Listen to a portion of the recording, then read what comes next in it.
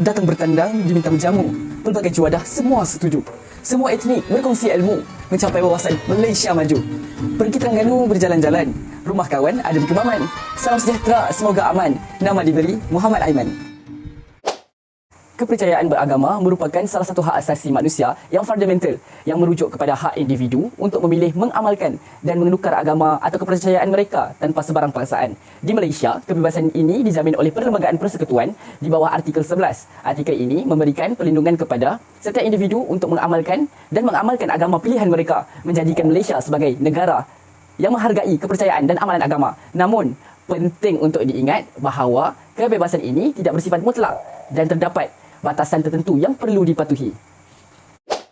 Perlembagaan Persekutuan Malaysia menetapkan bahawa walaupun setiap individu mempunyai hak untuk mengamalkan agama mereka, terdapat sekatan terhadap penyebaran agama bukan Islam kepada umat Islam. Ini bermakna bahawa walaupun masyarakat majmuk di Malaysia terdiri daripada pelbagai agama seperti Islam, Kristian, Buddha dan Hindu, terdapat peraturan yang ketat mengawal interaksi antara agama. Artikel 11 juga peruntukkan bahawa agama Islam adalah agama rasmi persekutuan, menandakan kedudukan istimewa yang dimiliki oleh Islam dalam undang-undang dan sosial di negara ini.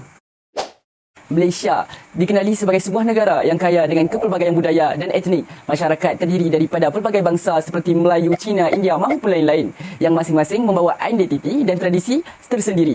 Dalam konteks ini, kebebasan beragama menjadi elemen penting masyarakat. Walaupun terdapat pelbagai cabaran dalam pengamalan kebebasan beragama, usaha untuk mempromosikan toleransi dan pemahaman antara penganut pelbagai agama adalah penting untuk memastikan keamanan dan perpaduan dalam masyarakat majmuk ini. Selamat pagi dan salam sejahtera. Jadi hari ini saya ingin menerangkan tentang latar belakang yang menjadi tunjang utama dalam pembentukan kebebasan beragama di Malaysia. Yang pertama sekali adalah komposisi agama di Malaysia. Hal ini merujuk kepada Malaysia adalah negara yang berbilang kaum dan agama dengan Islam sebagai agama majoriti yang dianuti oleh orang Melayu. Agama lain seperti Buddha, Kristian dan Hindu juga turut dianuti oleh kaum lain seperti Cina dan India.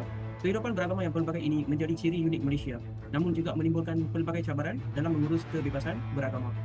Antara elemen yang kedua adalah kemerdekaan dan pembentukan Malaysia.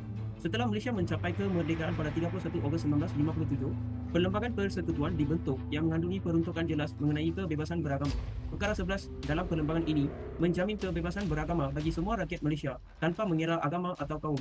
Asas kepada kebebasan ini wujud seiring dengan usaha negara untuk membina sebuah masyarakat yang harmoni dan berbilang kaum selepas kemerdekaan. Yang juga dengan elemen ketiga adalah kepentingan kemerdekaan dalam kebebasan beragama. Kemerdekaan membawa kepada penubuhan negara yang merdeka dan berdaulat, yang berhasrat untuk melindungi hak asasi rakyatnya, termasuk kebebasan beragama. Ia adalah satu usaha penting dalam menjaga hak setiap individu untuk mengamalkan agama atau kepercayaan mereka tanpa gangguan serta menjamin keharmonian dalam kalangan masyarakat berbilang kaum dan agama. Terima kasih. Hai, Assalamualaikum. Nama saya Ahmad Fawaz dan saya akan sambung tentang latar belakang. Jadi, latar belakang nombor 4, Perjanjian Persekutuan Tanah Melayu. Sebelum kemerdekaan, perjanjian antara pemimpin-pemimpin Melayu dan wakil-wakil kaum lain menetapkan persetujuan untuk melindungi hak-hak asas termasuk kebebasan beragama sebagai sebahagian daripada pembentukan Malaysia yang merdeka. Oleh itu, kemerdekaan membuka jalan untuk perlembagaan ini yang kemudiannya menjamin kebebasan beragama. Nombor 5 adalah selepas kemerdekaan, pembentukan identiti nasional. Selepas kemerdekaan, Malaysia berusaha membentukkan identiti nasional yang menggabungkan pelbagai kaum dan agama. Kebebasan beragama jadi salah satu asas kepada harmoni nasional yang diusahakan selepas kemerdekaan, terutama dalam sebuah negara dan pelbagai agama seperti Malaysia.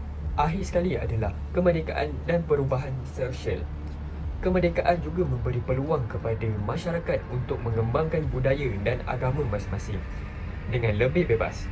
Walaupun agama Islam diisytiharkan sebagai agama rasmi persekutuan, kemerdekaan Malaysia turut memberi ruang kepada agama lain untuk memperkembangkan dan diamalkan secara terbuka sesuai dengan semangat kemerdekaan yang membawa hak kebebasan kepada rakyat. Saya ingin ungkapkan satu peribahasa iaitu satu kuali nasi, satu kampung makan. Sekian, terima kasih. Pulau Pinang indah berseri, bunga melati harum di taman. Malaysia majmuk, rakyat sehati, berbilang kaum hidup aman. Pantun ini menggambarkan Malaysia terdiri daripada masyarakat majmuk. Malaysia merupakan sebuah negara yang terdiri daripada masyarakat Melayu, Cina, India dan lain-lain, di mana rakyatnya menganut pelbagai agama. Tetapi Islam diiktiraf sebagai agama rasmi. Kebebasan beragama bagi penganut agama lain turut dijamin. Slogan Malaysia Truly Asia menekankan keunikan Malaysia yang kaya dengan kepelbagaian budaya, tradisi dan keindahan alam. Oleh itu, ia menjadi buah mulut kepada pelancong luar datang ke Malaysia. Kebebasan beragama di Malaysia dijamin di bawah perkara 11 di dalam buku Pelbagaian Persekutuan di Tanah Saya ini, yang membenarkan rakyat untuk menganut, mengamalkan dan menyebarkan agama masing-masing tertaluk kepada beberapa sekatan. Walaupun Islam diikrar sebagai agama rasmi, hak kebebasan beragama tetap diberi, namun tafsirnya berbeza dengan deklarasi hak asasi manusia sejagat UDHR yang lebih sekular dan terapi. Seterusnya, prinsip demokrasi yang diamalkan memberi ruang kepada rakyat untuk bersuara dan menyertai proses membuat keputusan, termasuk berkaitan kebebasan beragama. Kebebasan beragama merupakan salah satu aspek penting dalam demokrasi, di mana setiap individu berhak menganuti dan mengamalkan agama masing-masing tanpa gangguan daripada pihak berkuasa atau orang lain. Nama saya Irsyad bin Izam. Hari ini saya akan bercerita tentang kesan positif kebebasan beragama. Yang pertama ialah masyarakat bebas praktis agama masing-masing. Di Malaysia, kebebasan beragama membolehkan semua orang mengamalkan agama masing-masing dengan aman. Rumah ibadat dibenarkan dan perayaan agama diraihkan bersama, membantu memupuk keharmonian antar kaum, peningkatan identiti negara. Kebebasan beragama membolehkan Malaysia mempamerkan kepelbagaian budaya dan agama, menjadikan negara ini lebih unik dan menarik di mata dunia. Peningkatan kualiti kepimpinan. Malaysia dianggap berjaya mengurus berbagai agama dan ini memberi peluang kepada negara untuk memainkan peranan dalam perbincangan antarabangsa tentang hak asasi manusia dan kebebasan beragama. Kesan-kesan isu kebebasan beragama. Yang pertama, ketegangan kaum dan agama. Perbezaan dalam amalan agama boleh menimbulkan ketegangan antara kaum dan agama, terutama apabila isu-isu sensitif seperti agama dan budaya dipolitikkan. Yang kedua, diskriminasi. Terjadinya diskriminasi terhadap kelompok minoritas agama. Kumpulan minoriti agama mungkin menghadapi diskriminasi dalam pekerjaan, pendidikan dan aspek kehidupan sosial lainnya. Seterusnya, ekstremisme agama. Kebebasan beragama yang disalahgunakan boleh membawa kepada ekstremisme agama yang mengancam keamanan dan keharmonian masyarakat. Ekstremisme, munculnya kelompok ekstremis yang berusaha memecah belah umat beragama. Assalamualaikum, saya Muhammad Aliman. Saya ingin berkongsi tentang langkah-langkah untuk mengatasi kesan negatif terhadap kebebasan beragama. Pertama, ketegangan kaum dan agama. Kita perlu menggalakkan perbincangan terbuka antara komuniti untuk membina pemahaman dan menghormati perbezaan. Kedua, pendidikan multi-etnik. Kementerian Pendidikan perlu memasukkan elemen pendidikan multikultural dalam kurikulum sekolah bagi meningkatkan kesedaran tentang kepelbagaian agama dan budaya. Kesan negatif kedua adalah diskriminasi. Kerajaan harus mengubah undang-undang anti-diskriminasi yang melarang diskriminasi berdasarkan agama dalam pekerjaan dan pendidikan. Akhir sekali, kerajaan perlu memberi sokongan kepada minoriti melalui program khusus yang menyediakan akses kepada pendidikan dan peluang pekerjaan. Langkah-langkah bagi mengatasi isu ialah yang ketiga, ekstremisme agama. Pendidikan agama yang seimbang menawarkan pendidikan agama yang menekankan nilai toleransi dan keamanan. Seterusnya ialah program pemulihan ekstremisme, mewujudkan program yang bertujuan membantu individu yang terpengaruh dan ideologi ekstremisme melalui pemahaman yang lebih mendalam tentang agama dan nilai-nilai kemanusiaan. Seterusnya, nombor 4 ialah konflik sosial. Kaedah penyelesaian konflik menimbulkan badan penyelesaian konflik yang melibatkan wakil semua pihak untuk menangani isu-isu yang timbul dengan cara damai. Seterusnya ialah program kesedaran komuniti. Mengadakan program di peringkat komuniti untuk meningkatkan kesedaran tentang kesan negatif konflik dan pentingnya hidup dalam keharmonian. Yang kelima ialah cabaran dalam penegakan undang-undang. Latihan untuk penguat kuasa, memberi latihan kepada pengawal penguat kuasa undang-undang mengenai sensitiviti agama dan kepentingan kebebasan beragama. Penyemakan undang-undang menyimak dan memperbaiki undang-undang yang sedia ada untuk memastikan ia relevan dan ada dalam konteks masyarakat yang berbagai agama. Melalui langkah-langkah ini diharapkan dapat mengurangkan kesan negatif terhadap kebebasan beragama dan membentuk masyarakat yang harmoni serta menghormati kepelbagaian. Pendekatan yang inklusif dan kolaboratif adalah kunci untuk mencapai matlamat ini. Cabaran-cabaran seperti ketegangan antara kaum dan agama, diskriminasi terhadap kumpulan minoriti agama, penyebaran ajaran sesat serta isu-isu yang menyentuh sensitiviti agama, termasuk penggunaan simbol-simbol agama secara tidak wajar, terus menimbulkan perdebatan dalam masyarakat. Walaupun kebebasan beragama memberikan ruang kepada semua rakyat untuk mengamalkan agama masing-masing, penyalahgunaan kebebasan ini seperti dalam kes ajaran sesat boleh mengancam keselamatan dan kestabilan negara. Oleh itu, usaha yang lebih menyeluruh diperlukan untuk mengatasi cabaran-cabaran ini. Dalam konteks ini, cabaran seperti isu penjualan stoking dengan kalimah Allah, ajaran sesat seperti GISB serta kontroversi berkaitan lowongan azan di kawasan bandar adalah antara contoh-contoh isu yang memerlukan penyelesaian bijak dan berhati-hati. Isu-isu sebegini bukan sahaja mencerminkan kepentingan memahami sensitiviti agama, tetapi juga menekankan perlunya dialog yang terbuka dan menyeluruh antara semua pihak. Sebarang keputusan atau tindakan yang diambil perlu berdasarkan prinsip keadilan dan menghormati kepelbagaian agama secara keseluruhannya. Kebebasan beragama di Malaysia adalah anugerah yang berharga dan perlu dipertahankan dengan penuh tanggungjawab. Melalui pendidikan yang inklusif, penguatkuasaan undang-undang yang adil, dialog antara agama yang berterusan serta kerjasama erat antara kerajaan dan masyarakat, Malaysia dapat terus mengekalkan statusnya sebagai negara yang aman, stabil dan menghormati kepelbagaian agama. Ini bukan sahaja penting untuk memastikan keharmonian sosial, tetapi juga untuk menjamin masa depan negara yang berkembang dalam suasana yang harmonis dan bersatu. Nilai toleransi merupakan nilai budi yang sangat penting, terutama bagi mengekalkan keharmonian dan juga kesejahteraan masyarakat setempat, terutama bagi Malaysia. Hal ini kerana nilai toleransi menitik beratkan terutama tentang kesefahaman antara kaum, masyarakat dan juga bangsa yang berbilang. Sebenarnya nilai toleransi ini dia dititik beratkan untuk kaum dari pelbagai bangsa dan juga kepercayaan berbilang untuk mengenal antara satu sama lain. Hal ini sangat terpenting terutama bagi masa perayaan dan juga masa perkahwinan dan juga masa kematian. Jadi nilai toleransi ini sangatlah penting atas dasar perkara 11 yang menyatakan bahawa walaupun agama Islam merupakan agama rasmi di Malaysia, agama lain masih boleh ditertibkan tanpa sebarang gangguan. Terima kasih. Nilai yang kedua, keadilan dan kesesamaan, yang dalam maksud semua agama dan kerajaan harus diberi layanan yang adil dan tertulis di bawah artikel 3 satu perlembagaan.